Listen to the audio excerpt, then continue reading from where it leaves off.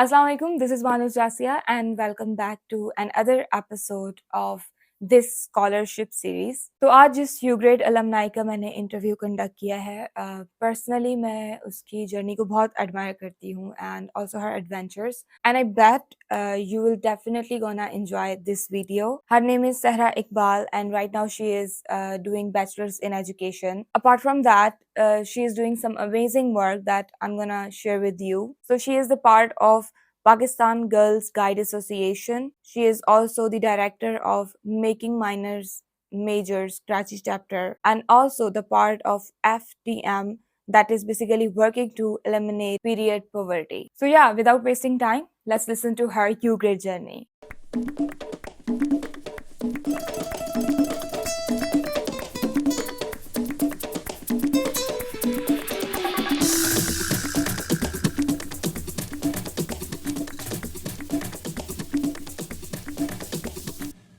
यूग्रेड experience की जहाँ तक बात है तो I think it is a once in a life time opportunity and it really meant something very special to me, especially when you know that you are from a city where people think that there are many opportunities for you and there is a very less selection quota or maybe very less selection chances for you. So I think getting selected into UGRAD is something very special to me and it will always remain very close to my heart no matter wherever and whatever I achieve in the world. But at this age and at this point of life, when I got the opportunity for UGRAD, so it is really I'm very much grateful for it and it is very much special to me. So it is really a once in a lifetime opportunity.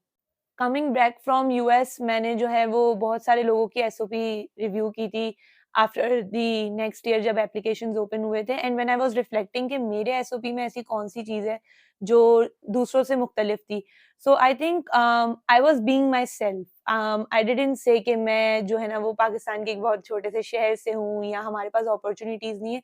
Instead मैंने अपनी जो है ना वो एक story पूरी create की जिसने मेरे बारे में उनको बहुत अच्छा एक आइडिया दिया. तो and I also think my SOP was very to the point कि मुझे उनको जो बताना था वो मैंने बताया and I didn't brag about myself. मैंने अपनी वीकनेसेस भी बताई, मैंने अपनी स्ट्रेंथ्स भी बताई और मैंने अपना काम भी बताया. तो I think that was something which made my SOP stand out के I was being myself. I was telling them what Sarah is, who Sarah is, so and they can see it very clearly. मैंने कोई जो है वो खासे अंग्रेजी के अल्फाज इस्तेमाल नहीं किए थे. It was very simple and very to the point SOP. So I think this was something that stood out in my SOP. So I was placed at Emporia State University, and Emporia is basically a very small city in the state of Kansas. And our city was very small. So belonging from Karachi, if I compare to Emporia, it was just my little Federal B area, I would say. And there were not many places to go to, like there were grocery stores which were by walking distance, and but it was very close knitted community and it was very small. तो ऐसा नहीं था कि हम जो है वो बहुत आसानी से हर जगह जा सकते थे. There were not much transport facilities available, and I think many of my UGRAD fellows will also relate to this. लेकिन ऐसा था कि एयरपोर्ट मेरी जो सिटी से था वो 2 घंटे दूर था.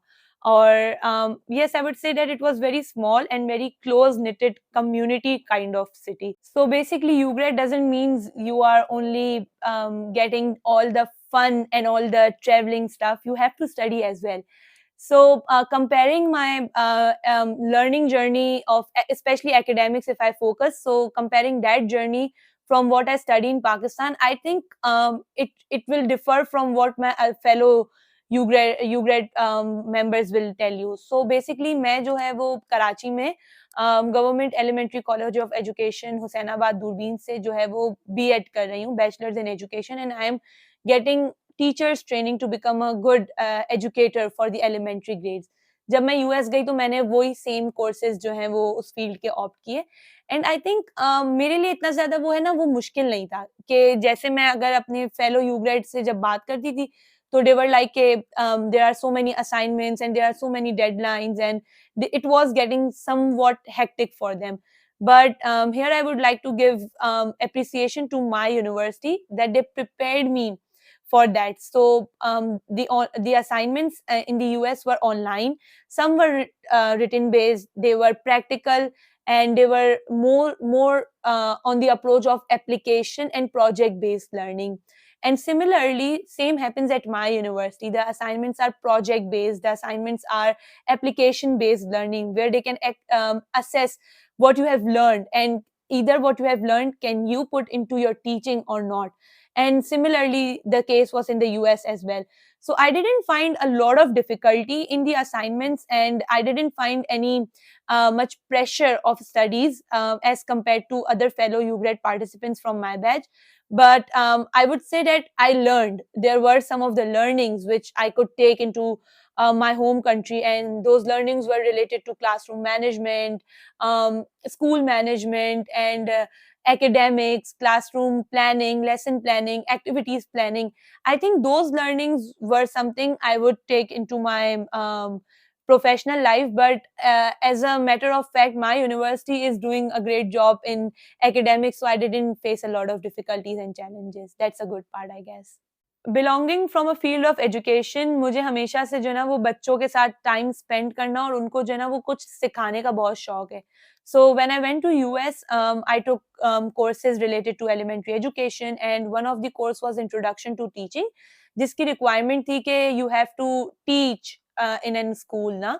और ये पाकिस्तान में भी खैर हमारा होता ही है, लेकिन it was very unique for me. तो that thing counted as my voluntary service as well. And what happened was, again, going to US means you get a lot of accommodations, and they are very much easy going people. वो आपको कोई ना कोई solution बहुत आसानी से बता देंगे, बजाय इसके कि वो कहें नहीं आपने तो ऐसे ही करना है, ऐसे ही करना है. खैर उन्होंने मुझे जो है वो एक solution दिया कि आप पढ़ाने जाने के बजाय आप बच्चों को ऑनलाइन पढ़ा दें. अच्छा, अब मजे की बात ये कि मुझे लगता था कि ये बच्चे जो है ना मेरी क्या कहानी सुनेंगे, उनको तो मतलब मेरा तो एक्सेंट भी ऐसा है और कहानी भी इतनी बचकाना है, कैसे सुनेंगे? जो मैंने बच्चों को कहानी सुनाना शुरू की ना, वो उनकी बेड टाइम स्टोरीज़ थी. और बेड टाइम स्टोरीज़ ऐसे कि वो एक नर्सरी में बच्चे थे और उनका पूरा एक रूटीन था. तो मेरी मतलब उन सोने से पहले वो मेरी कहानी पूरी सुनते थे, और उसका ना पूरा मैं शो करके दिखाती थी एक छोटा-सा. तो वो जो रीडिंग टाइम है, वो मेरी एक ऐसी कम्युनिटी सर्विस थी जो मुझे आज तक याद है, और मेरे दिमाग में ना वो फ़ौरन से आ जाती है अगर कोई पूछे कि कम्युनिटी सर्विस में क्या किया? वैसे हमने कार्ड्स भी बनाए, हमने जो है वो सीनियर सिटीजन्स के लिए एक मील भी अरेंज किया, हमने सफाई भी की. लेकिन ये जो रीडिंग टाइम वाली एक मेरी कम्युनिटी सर्विस थी ना, it means a lot to me, and it is like very close to my heart, because I did something for the community and I did something for the children. सफाई तो वहाँ पे वैसे ही बहुत होती है, और सीनियर्स के लिए वो पूरा एक प्रोग्राम वैसे भी होता था, लेकिन दिस इज़ समथिंग कि मुझे ऐसा लगता है कि बच्चे हमेशा याद रखेंगे. तो और उसी चीज़ ने मुझे जो है ना वो वापस आके पाकिस्तान में भी अपने प्रैक्टिकम्स में बहुत हेल्प किया. मैंने एक इंटर्नशिप की, उसके अंदर उसने मुझे बहुत हेल्प किया. So I think community service was a very fun part of UGRAD journey. जब आप नई जगह पे जाते हैं तो of course there is a cultural shock, and going to US was something a new experience for us. But I think कुछ cultural shocks जो हैं वो वक़्त के साथ-साथ बिल्कुल नॉर्मल होने लगे. लेकिन उनमें से 1-2 जो है वो मैं मतलब हमेशा मेरे टिप्स पे होते हैं अगर कोई मुझसे पूछे कि वहाँ पे क्या कल्चरल शॉक लगा. And one of them is not having Muslim showers in the restroom, and instead of them you have to either carry a water bottle with you or some wet wipes with you. So I think that was a big cultural shock for me. और मतलब ये एक joke भी है, ये एक मज़ाक वाली बात भी है, लेकिन ऑल्दो आपका माइंड उन चीज़ों के लिए प्रिपेयर्ड होता है, लेकिन when you go, when you experience it, it is really a cultural shock for you.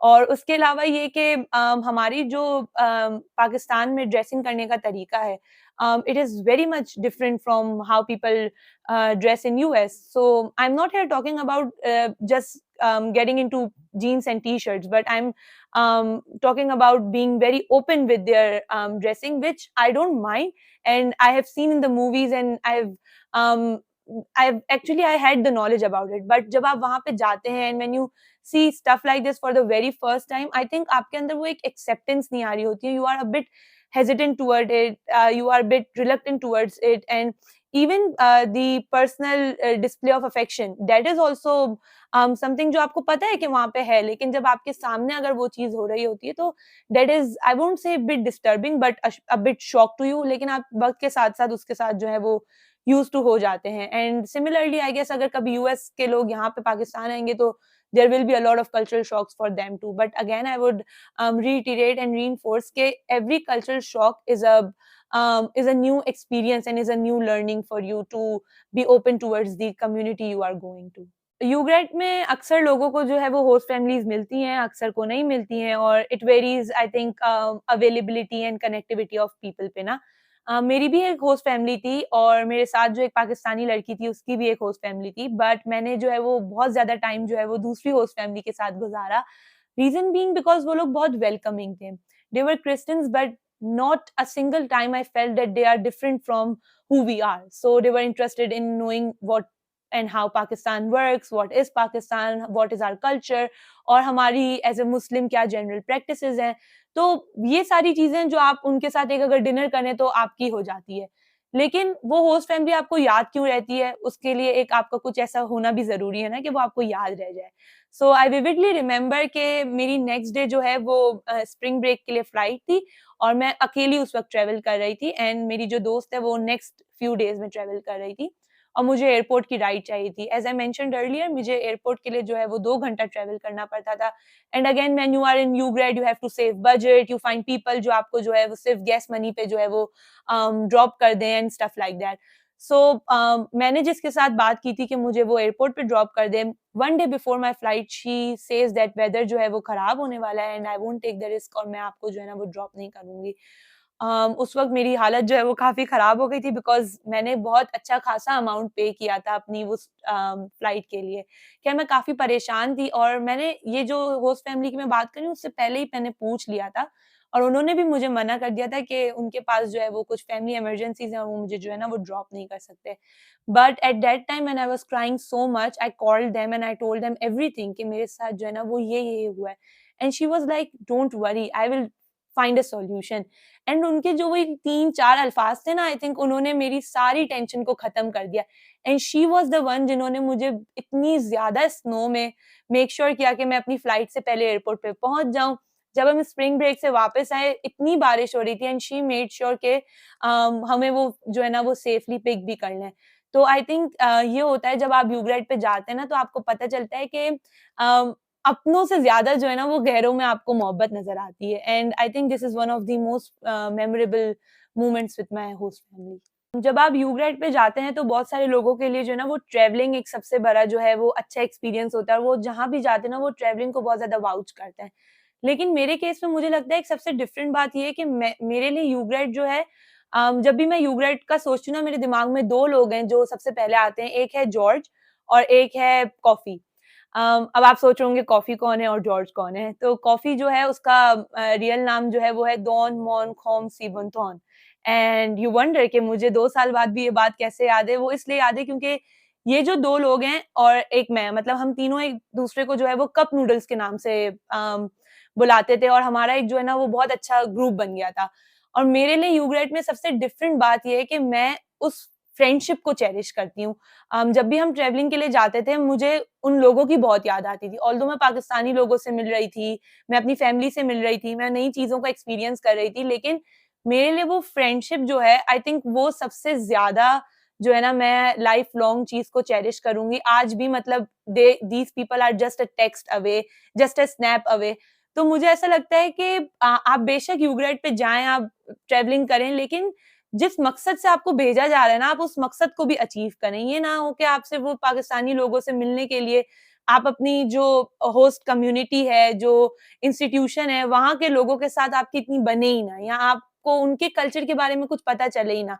I still remember so many words from their country and their language and so many occasions जो मुझे याद हैं और मैं अब तक उनको wish करती हूँ और वो भी अब तक मुझे विश करते हैं। और मेरी सबसे अच्छी मेमोरी जो उनके साथ है ना वो रमज़ान का टाइम था। आप सोचिए मतलब वो लोग नॉन मुस्लिम्स हैं, लेकिन फिर भी मैंने अपना पूरा रमज़ान जो है वो उनके साथ गुज़ारा। They changed their routines because of my eating patterns and my practices. So सहरी में वो नहीं होते थे, लेकिन इफ्तार एवरी डे वो मेरे साथ करते थे। एंड विद पासिंग डेज़ जैसे हमारा टाइम इफ्तार का आगे बढ़ता जाता है, वो भी अपना टाइम जो है वो चेंज करते थे। तो आई थिंक वो जो चीज़ है वो मेरे लिए मेरे दिल के बहुत करीब है, क्योंकि people you don't know becomes your family, और वो चीज़ जो है आई थिंक यूग्रेड ने मुझे सबसे अच्छी चीज़ दी है। तो these are two people I will always remember, and Opa Sarangyo। यूग्रेड का सबसे फन और मोस्ट एक्साइटिंग पार्ट जो होता है वो होता है ट्रैवलिंग। तो मैंने भी बहुत सारी सिटीज में ट्रैवल किया, and Chicago, Houston, Las Vegas, LA, and many more cities were there जहाँ पे मैंने ट्रैवल किया। एंड फन तो मैं कहूँगी हर जगह आता है, और हर जगह आपको जो है ना वो कुछ सीखने को भी मिलता है।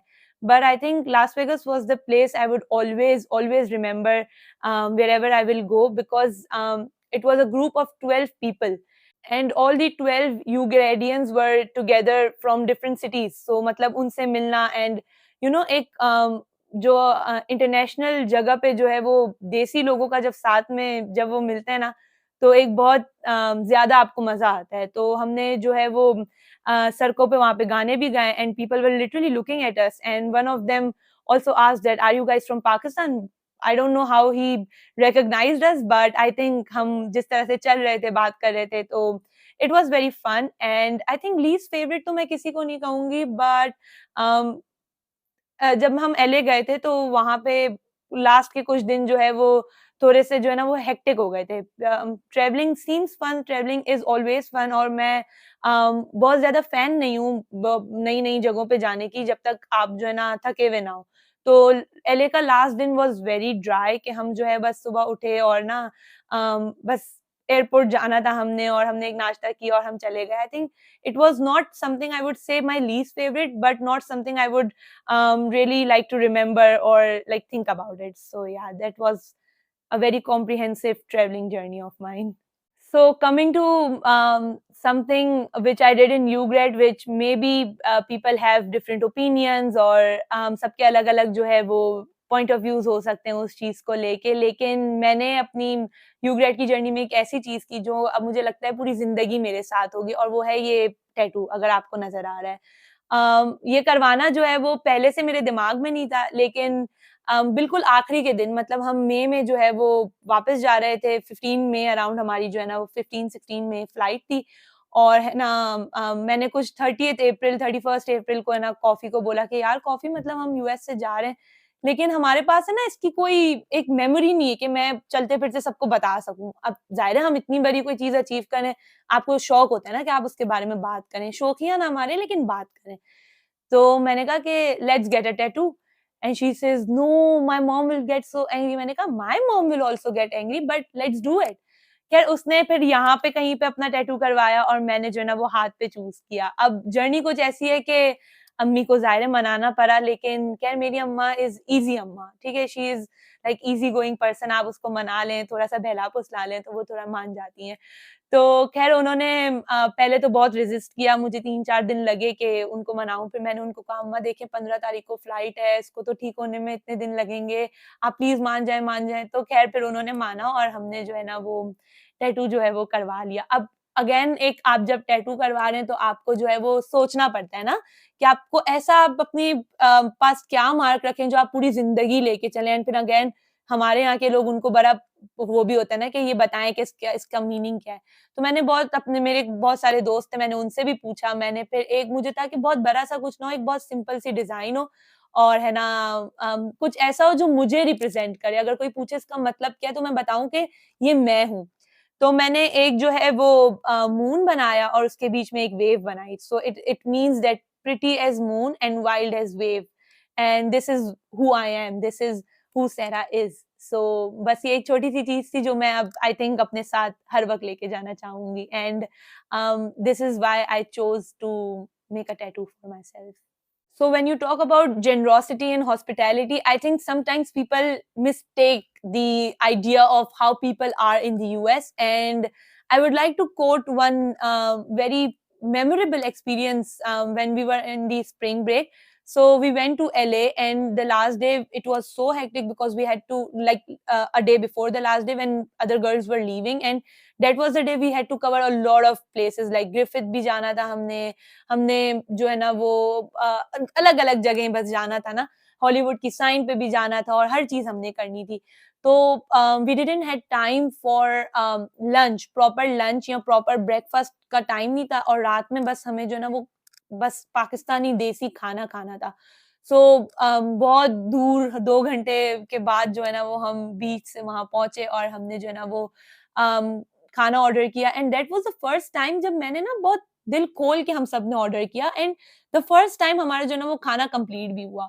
So while we were ordering the food, there were two men sitting and they asked us, are you guys Muslims? So we replied yes. And then they asked, where are you from? So we told that we are Pakistani and we are from exchange students. और वो restaurant भी Pakistani uncle का था, तो हमें ज़्यादा डर नहीं लग रहा था। सो बस इतनी सी हमारी 2 सवालात की गुफ्तगू हुई और बस वो जो है ना वो चले गए। जब हमने पूरा खाना खत्म कर लिया, तो हम बिल देने के लिए जब उठे, तो वो अंकल ने जो है ना ओनर ने हमें बताया कि वो जो 2 लोग थे वो आपका पूरा बिल दे के चले गए, and it was a lot of money if I tell you ना, पाकिस्तानी लोगों के लिए वो एक बहुत बड़ा सदमा हो जाएगा। बट स्टिल या इससे पता चलता है कि वहाँ के लोग ऐसे नहीं हैं। मतलब क्या आप पाकिस्तान में कभी एक्सपेक्ट करेंगे कि कोई आपका बिल दे के चला जाए? हम यहाँ अपना खाना बाहर जो हेल्पर्स या नीडी होते हैं, हम उनको नहीं देते। But again no offence to anybody, but ये एक ऐसी चीज़ है जो आपके दिल में रह जाती है ना, और आपको होता है कि यार मतलब कैसे ना उन्होंने कैसे इतने सारे लोगों का खाने का बिल दे दिया, और हमारा बिल इतना बचा था कि उन्होंने हमें फिर आइसक्रीम भी दी अंकल ने, और हमें जो है वो चाय भी दी कि अब तो पैसे बचे, मैं तो नहीं रख सकता, लेकिन आप उसको जो है ना वो एटलीस्ट इतना कंप्लीट रखें। So I think this shows the hospitality, generosity, and kindness of people, and their willingness to accept us into their community and welcome us. So yeah. Going to US means you have to live away from your friends and family for a very long time, and especially in 2 different time zones. So being someone who is very friendly and outgoing and very much you know extrovert, मेरी अपने दोस्तों से और अपने घर वालों से बहुत जो है ना वो बनती है। मतलब मेरा मुंह कभी बंद नहीं रहा होगा, आप इस वीडियो से अंदाजा भी लगा सकते हैं कि मुझे बोलने का बहुत शौक है। तो ख़ैर इनिशियल डेज़ में it was a bit difficult, मैं ये नहीं कहूँगी कि मुझे बिल्कुल याद नहीं आती थी। स्पेशली जो है ना वो एक पेरेंट्स की जो याद होती है ना एक छोटी-छोटी चीज़ों में, कि कपड़े इस्त्री नहीं हैं और कपड़े धुले हुए नहीं हैं और चीज़ें जो आपको खुद फिर करनी पड़ती है, तो आपको थोड़ी बहुत याद आती है कि एक आवाज़ नहीं आ रही उन लोगों की। लेकिन विद टाइम आई थिंक आप उनको जो है ना वो आप उनके बगैर जब रहना शुरू करते हैं, तो आपको खुद भी अपने बारे में अंदाज़ा होता है कि आप कैसे इंसान हैं। कि क्या बाकी लोग आपसे बात करना पसंद करते हैं या नहीं करते हैं, क्योंकि उन लोगों के साथ तो आप हमेशा रहते हैं। ख़ैर स्पीकिंग ऑफ दैट, मुझे अपने दोस्तों की और अपने पेरेंट्स की बहुत याद आती थी, लेकिन विद टाइम इतनी आदत हो गई थी कि फिर एंड में जो है ना वो घर जाने का दिल नहीं करता था। और connecting to this Pakistani food, of course being a foodie and you know desi खाने खाने का जिसको बहुत दिल हो, उसके लिए यूएस में थोड़ा-सा सर्वाइव करना मुश्किल था। बट अल्हम्दुलिल्लाह अल्हम्दुलिल्लाह आई थिंक जब अल्लाह ताला आपके लिए कोई फैसला लेता है, तो वो वसीले भी खुद बनाता है। And there was a Pakistani lady जिसने हमें बहुत सपोर्ट किया during Ramzan and specially towards the end, जब मुझे कोविड भी हो गया था, और चीज़ें जो है वो मुश्किल हो जाती हैं, लेकिन again it comes with a plan, and you do see के जब वो चीज़ें हो जाती हैं और जब आप रिफ्लेक्ट करते हैं, तो आपको समझ में आता है, ओह येस, दिस वाज़ व्हाई अल्लाह ताला did this and this is why it happened. तो आई थिंक मुझे याद आई उन लोगों की, लेकिन उस उसी के साथ मुझे जो है ना इस सारे एक्सपीरियंस ने मुझे बहुत स्ट्रॉन्ग बना दिया। अब मुझे डर नहीं लगता किसी चीज़ से दूर रहने से, या लोगों से जो है ना वो बात खत्म करने से। ऐसा नहीं है कि मैं फॉर ग्रांटेड लेती हूँ उनको, लेकिन ये होता है कि आप अपने आप को जो है ना वो मैनेज करना समझ पाते हो इन चीज़ों से। And in connection to that मैंने अभी मेंशन किया था कि मुझे कोविड हो गया था, तो ख़ैर वो भी एक अलग कहानी है, उसमें भी एक अलग लर्निंग है। बट मुझे कोविड जो है वो एक ऐसे टाइम पे हुआ था जब हमें घर वापस आना था, लाइक जब मुझे कोविड का टेस्ट पॉज़िटिव आया, उसके 2 दिन बाद हमारी फ्लाइट थी, एंड उस वक़्त तक हमारे बैंक अकाउंट्स क्लोज़ हो चुके थे, हमारी सारी तैयारी हो चुकी थी, and it was just we had to leave. But ख़ैर अगेन डाइनिंग हॉल्स भी क्लोज़ हो गए थे because people were leaving for their summer breaks, and I think I would like to mention over here how IREX was so much supportive of it, and how UGreat family itself was also very supportive. के मेरी host advisor, मेरी IREX advisor they all were concerned for me. I remember when I was crying on call के मुझे जो है ना वो घर वापस जाना है, and no, I don't want to live here. Is there any way कि I can go home? Because वो एक आपका टाइम होता है जब आपने अपने आप को प्रिपेयर कर लिया होता है, and since everybody was leaving, मेरे दोस्त जा रहे थे, हॉस्टल पूरा खाली हो रहा था, so I was feeling depressed and I was feeling lonely at that time. और मुझे याद है कि मेरी जो आईरेक्स एडवाइजर थी, she continuously said that we are here for your support and let me know what we can do for you. And वो भी उस वक्त लीड्स पे जा रही थी. She gave me another email address. फिर उन्होंने मेरा जो है वो खाने का सब कुछ अरेंजमेंट किया. फिर उन्होंने जो है वो ग्रोसरीज मेरे लिए अरेंज की, एंड मेरी होस्ट एडवाइजर उनके साथ कंटिन्यूअसली कांटेक्ट में थी, even if she was leaving for her summer breaks. But still I am grateful, and I would like to reinforce के it comes with a plan again.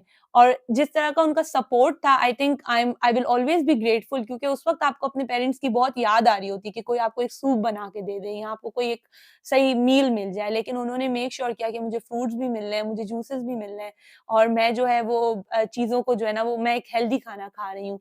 तो I think I am grateful about it. So going to UGRAD means you are learning something. Of course, you are living away from your parents for such a long time and independently, I would say, not just parents, independently in another whole new country.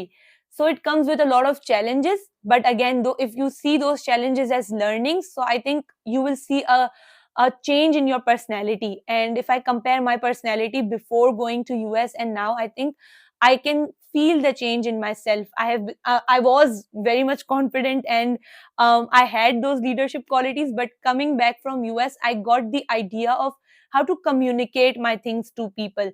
You don't have to give very long explanations about it. You have to be just keep your things short, and just communicate it very professionally. I learned the professionalism, especially मुझे ऐसा लगता है मेरी personality में professionalism आया है, मुझे time management करने आया है, मुझे जो है वो मेरी लीडरशिप क्वालिटीज़ के साथ-साथ मेरी कम्युनिकेशन स्किल्स जो है वो बहुत बेहतर हो गई हैं. And of course the big part, you get to know how to manage your budget.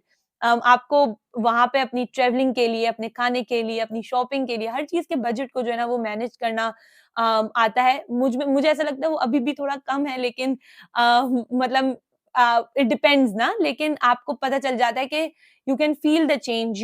You start looking for opportunities. पहले आपको ऐसा लगता था कि हर चीज मुझे एक प्लेट में मिल जाए, लेकिन when I came back from US, I started to look at all of the things with very optimistic lens, and I started to go and seek the opportunities. ऐसा नहीं था मैं कहूँ कि मेरे पास ये चीज आ जाए, मुझे था कि मुझे लोगों से मिलूं मैं और मेरी उनसे बात हो तो मेरी नेटवर्किंग भी बढ़े.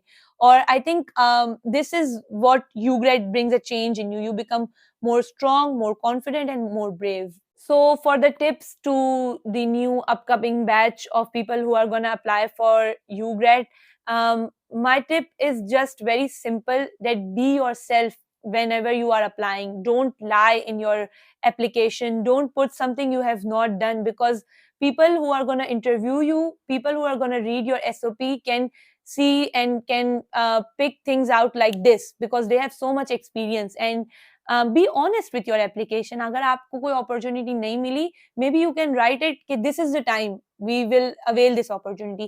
अगर आपने कुछ छोटा सा काम किया, उसको बहुत बढ़ा कर नहीं लिखें, आप उसको ऐसा ही बताएं जितना आपने वो जो है ना उस कैपेसिटी में काम किया है. And I think if you have the spark, they will see the spark and they will give you the opportunity. And for people who are going for UGRAD journey, my advice to you is that come out of your comfort zone and go seek the opportunities you get, and make connections with the people, get to know their culture, and don't waste your time and your money and your talent on things which will only remain in your mobile phone, like the pictures when you are traveling. Learn something, okay? You can count on them, and you can count on the people, you can count on the learnings you have done. So जो मकसद से आपको भेजा जा रहा है, उस मकसद को अपने दिमाग में रखें हर वक़्त. बेशक मैंने भी बहुत ज़्यादा जो है वो फन किया है, मैंने भी बहुत ज़्यादा जो है वो चीज़ों का एक्सपीरियंस किया है, but learning and and the purpose and the मकसद एंड द जो पर्पस है वो आपके दिमाग में हमेशा होना चाहिए. And for people who are travelling to Emporia in near future और any time, remember that there are people who will be there for you. And अपने खाने का जरा जो है ना वो इंतजाम करके जाएं. ये सिर्फ एम्पोरिया वालों के लिए नहीं, ये सबके लिए है. अगर आपको चाय बहुत पसंद है तो वो चाय पत्ती लेके जाएं. अगर आपको जो है वो ठंड में मसला है तो पाकिस्तान के जो कपड़े होते हैं ना वो ठंड शायद कम बर्दाश्त करें. तो and one genuine advice, pack less. जितना कम आप सामान पैक करेंगे ना उतना आपके लिए फायदा है, क्योंकि वहां हर दिन जो यूएस के बच्चे होते हैं ना वो कपड़े चेंज नहीं करते हैं. They repeat the same university T shirt again and again and again. और आपको होगा कि मैं हर दिन नए कपड़े पहन के जाऊं, क्योंकि पाकिस्तान में ये एक ट्रेंड है, ये एक कल्चर है.